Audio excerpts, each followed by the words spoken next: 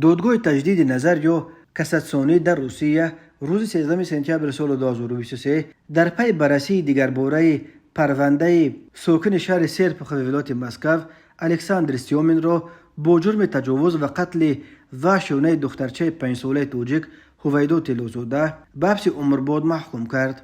دادگاه ولایت مسکو 15 مارس سال جاری سیومین را به 25 سال زندان نظامش سنگین محکوم کرده بود، ولی این حکم نزدیکان هویدا از جمله پدرش عبدالسلام سعیدوف را که برای قتل دخترش حبس عمرباد طلب داشت 9 روزی باقی گذاشت. ادوکات جبردیده ها شفقت جان عمروف خبر داد که در دادگاه کاساسیونی ادوکات سیومین رهایی او را طلب کرده است، ولی طرف جبردیده و همچنین ایدور کننده دولتی خواستار جزای سنگین‌تر برای قاتل شدند. در نهایت دادگاه به قراری رسید که سیومین را به حبس عمرباد محکوم کند. ادوکات‌های سیومین طی 5 سال تفتیشات و مرافعه‌های دادگاهی اعمال او را با این توجیه کردنی می‌شوند که او گویا بیماری روحی است و به طبابت نیاز دارد، نه به حکم زندان.